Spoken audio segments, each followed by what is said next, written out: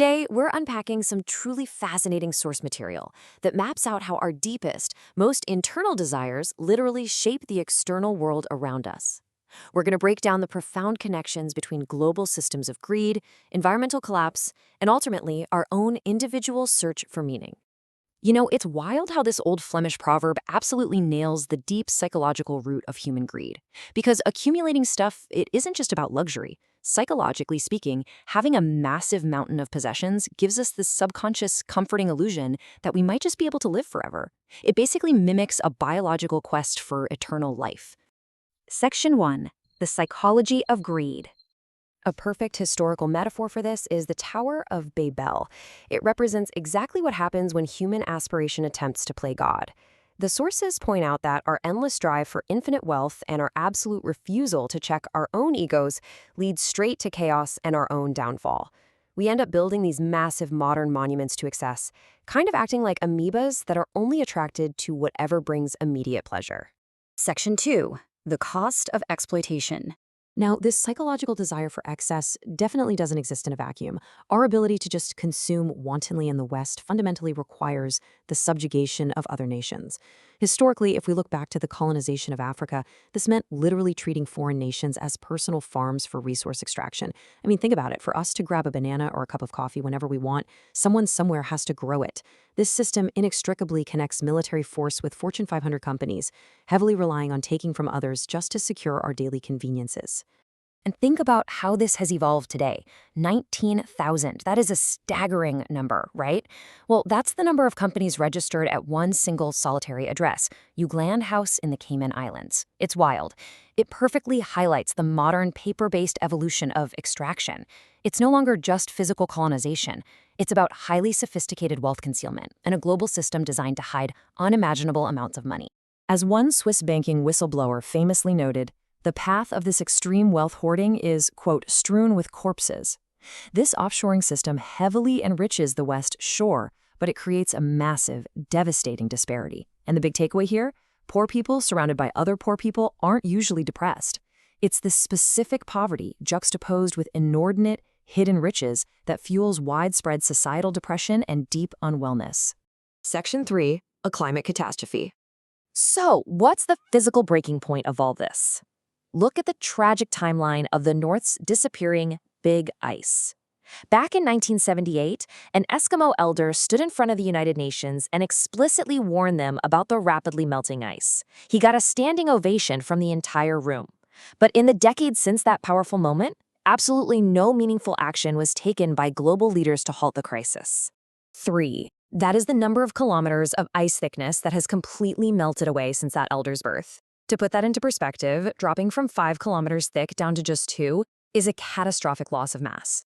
This staggering volume of melting ice is expanding the oceans globally, and it directly threatens to submerge major coastal cities like Hamburg and London in the very near future. Because at the end of the day, water will always win. And this is exactly why 3 billion younger people across the globe are stepping up to create what is effectively a youth climate manifesto. They view the climate crisis strictly as a matter of survival. From Malawi to Hong Kong, there is this absolute palpable frustration that leaders have known about this catastrophe for over 25 years, yet the people in charge stubbornly refuse to abandon a profit-over-planet mindset.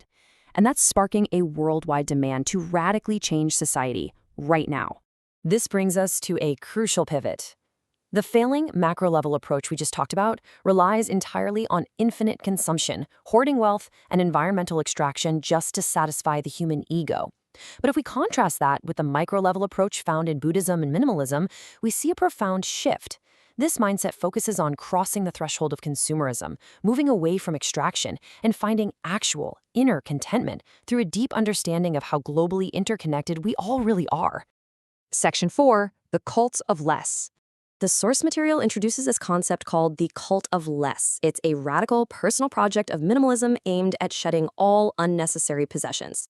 By treating this lifestyle shift as a formal discipline, it challenges us to systematically question what we actually want and why we do the things we do. It's essentially a powerful personal antidote to systemic greed, designed to strip away the excess so you don't just end up as a cultural meat puppet whose strings are constantly being pulled by a consumer-driven society. So, how do you actually execute it? The steps outline a highly practical yet super intense rejection of materialism. First, you list literally everything you own, complete with a description and a price tag. Second, sell those items over the course of a year. Third, and this is the really wild part, reduce your entire life down to just 2 boxes and 2 suitcases. Crazy, right? Finally, discard anything if you simply can't remember the last time you used it. It completely shifts our daily focus from what to buy next to the relationships and experiences we actually want to build. Section 5. Finding meaning in mortality. Here is a truly fascinating point from the material. Simply chasing happiness is vastly overrated. Why? Well, because the singular pursuit of happiness often just tranquilizes us with trivial things. If you're only ever out to be happy, it prevents you from maturing. It actively stops you from sincerely confronting the reality that you are an ephemeral entity and that you are ultimately destined to die. Finding real meaning isn't about the heavy shopping bags you carry out of a mall. It's discovered in finding your distinct purpose, which some say is the second most important day of your life. It's found in those quiet, unpurchasable moments, like spending 45 happy minutes just catching fireflies with your kids. It's about developing a mindful awareness that every single action interconnects and impacts others, bringing true value from your heart to the world, rather than just trying to impress people with your wealth. Albert Camus once said, "Come to terms with death, thereafter anything is possible." That incredibly powerful thought perfectly encapsulates the psychological shift required to truly celebrate the ceremony of life. Acknowledging our own mortality is the ultimate key to escaping those endless biological chains of systemic greed. As we wrap up this explainer, I want to leave you with a few profound questions to really chew on. What is genuinely important? What is essential? What do you live for? Take a moment today to think about the systems you participate in, the interconnectedness of your actions, and the true underlying purpose behind your own existence. Until next time, keep learning and keep questioning.